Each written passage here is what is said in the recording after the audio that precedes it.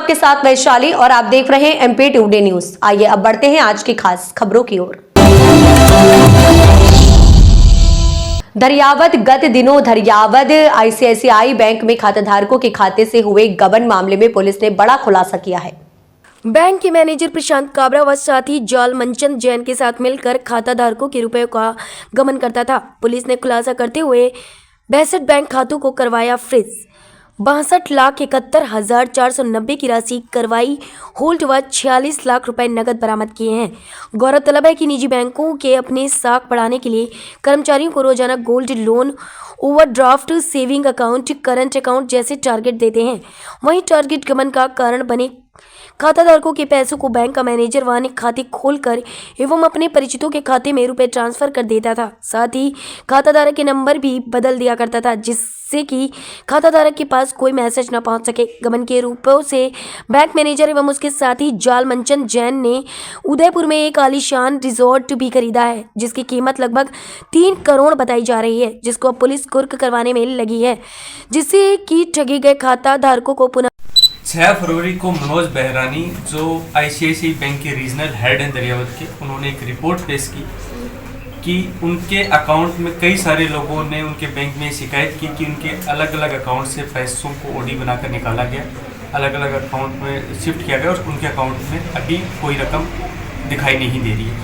ये एफआईआर दर्ज होने के बाद में 420 और 409 इन धाराओं में मुकदमा दर्ज करके अनुसंधान शुरू किया गया। एडिशनल एसपी भागचंद जी के नेतृत्व में एसआईटी का गठन किया गया, जिसमें साइबर टीम को भी शामिल किया गया। दौरान अनुसंधान ये तथ्य सामने आए कि लंबे समय से बैंक को जो ऊपर से इनके अन्य बैंकिंग सुपरवाइजरी अधिकारी, सीनियर अधिकारियों द्वारा जो टारगेट दिए जा रहे थे करंट अकाउंट, सेविंग अकाउंट को मेंटेन करने के, उसमें एक निश्चित रकम जमा होने की, इसके अलावा एफडी खुलवाने के, इसके अलावा गोल्ड लोन एक निश्चित मात्रा में उनके अकाउंट मेंटेन करने में, उनको लेकर कई सारे आंकड़ों को मैचिंग करने में गड़बड़ियां हुई। मुख्यतः ये लोग अलग अलग जो एफडी होती थी उनमें ओडी बना के या केसीसी में ओडी बना के अन्य अकाउंट्स में ट्रांसफ़र करते थे, ताकि ये जो आंकड़े मैच करने का जो इनको टारगेट होता था वो मैच किया जा सके और बाद में वो वापस मूल अकाउंट में पैसे वापस शिफ्ट करा देते थे।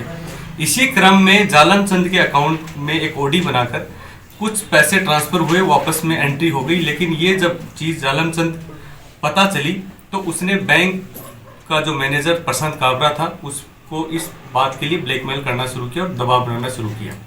उसी ब्लैकमेल, दबाव और उसी मिली भगत में बाद में लगभग 2 करोड़ 45 लाख का अभी तक के अनुसंधान में सामने आया लगभग गबन हुआ, जिसमें अलग अलग अकाउंट, केसीसी, एफडी इत्यादि अकाउंट माध्यम से लोगों की ओडी बनाकर अलग अलग सस्पिशियस अकाउंट में पैसा ट्रांसफ़र किया गया और गबन किया गया।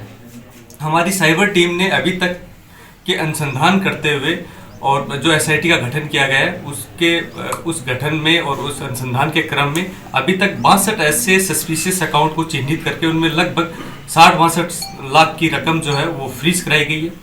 इसके अलावा 70 लाख का जालम चंद का जो गोल्ड लोन का अकाउंट है उसको फ्रीज कराया गया है। 46 लाख रुपए जो इन्होंने कैश निकाल के उसका गबन किया गया उसको उसकी जब्ती की गई है। इसके अलावा जालम चंद ने एक विनायक फार्म हाउस करके लगभग 3 करोड़ की कीमत का फार्म हाउस अभी खरीदा था, जिसमें 45 लाख की रकम इस गबन की राशि से गई थी। वो तकनीकी अनुसंधान से सिद्ध हुई है। उस फार्म हाउस को हम 105C सीआरपीसी के तहत कुर्की की कार्रवाई के लिए माननीय कोर्ट में हमने आवेदन किया है, जिसमें माननीय कोर्ट में मामला विचाराधीन है। अभी एसएचओ द्वारा नोटिस असपा उस फार्म हाउस पे किया जाएगा कि जब तक मामला न्यायालय में विचाराधीन है तब तक उसका बेचान नहीं हो सके। अभी तक इस मामले में आगे भी हमारा अग्रिम अनुसंधान जारी है। इसमें मुख्यतः ये तथ्य भी निकल के सामने आया कि बैंक द्वारा जो टारगेट देने की प्रक्रिया है उससे अलग अलग अकाउंट जो सामान्य लोगों द्वारा बनाए गए एफडीज जो बैंकों में है या केसीसी है उसमें एंट्री और रिवर्स एंट्री जो हो रही है वो मूलतः गलत है और उससे फाइनेंशियल सिक्योरिटी जो आम लोगों की है वो एट स्टेक है। इसके मामले में एसआईटी जो हमने गठित की है वो एक विस्तृत रिपोर्ट हम आरबीआई को भी भेजेंगे, ताकि इन चीज़ों की प्रॉपर ऑडिटिंग होकर और इसका पुख्ता सुरक्षा इंतजाम हो, ताकि इस तरह टारगेट के कारण आगे भविष्य में गबन नहीं हो पाए। इस अंक में फिलहाल इतना ही। अगले अंक में फिर होगी मुलाकात, तब तक के लिए नमस्कार।